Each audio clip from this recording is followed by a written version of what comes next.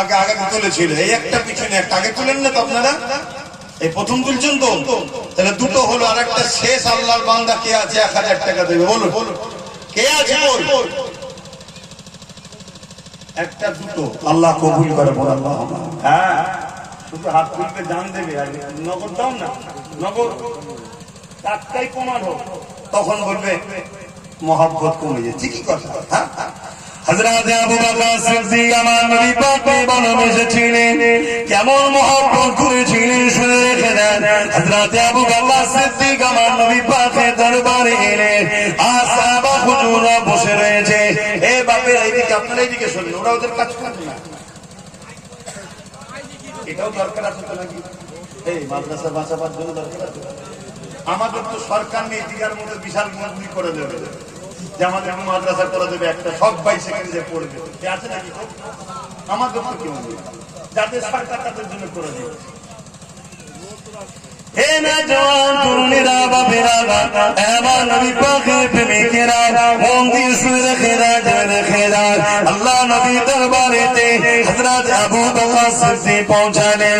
সাহাবা হুজুরগণ বসে রয়েছে, আল্লাহ নবী সাহাবা হুজুরদের সঙ্গে কথা বলেছে। এক একটা সাহাবা হুজুর আমার নবী পাককে এক একটা বিষয় শোনাতে লেগেছে।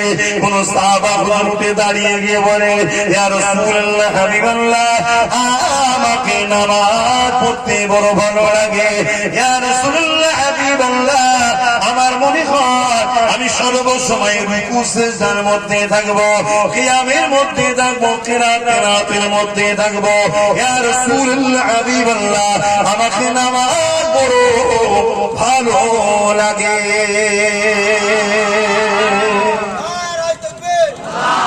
আল্লাহ নবী সাহাবীর কথা শুনে বড় খুশি হয়ে গেলেন।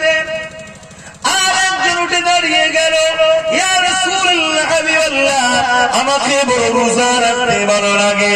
বছরে 5টা দিন আপনি রোজা রাখতে নিষেধ করেছেন, ওই 5টা দিন ছাড়া আমাকে বড় রোজা রাখতে ভালো লাগে।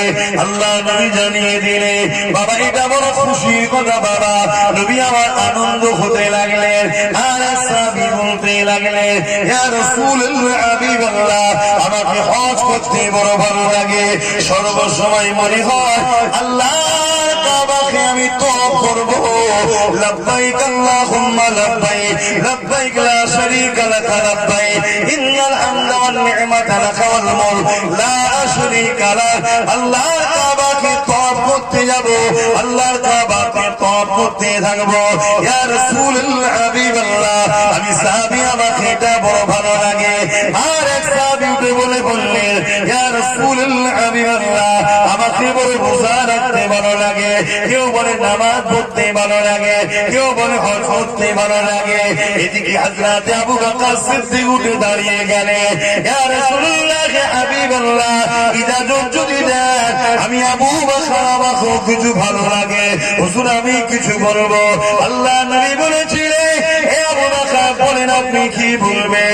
হযরত আবু বকর সিদ্দিক বলেছিলেন, ইয়া রাসূলুল্লাহ, হাবিবাল্লাহ, আমাকে সর্বপ্রথম যেটা ভালো লাগে, আপনার কদমের গোড়ায় এসে আপনার নূরের মুখের দিকে তাকিয়ে তাকিয়ে বসে থাকবো।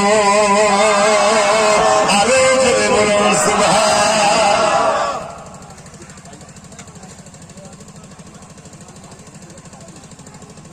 আচ্ছা ঠিক আছে, অত বেশি কথা বলে হজ করতে হবে। ঠিক আছে, মাদ্রাসা নগদ লিখেলেন, নাম লিখেলেন নগদ, শুনছেন তো নাকি? একটু হজ করি, 4:30 পর্যন্ত থাকবো, একটু হজ করি না, অসুবিধা হচ্ছে?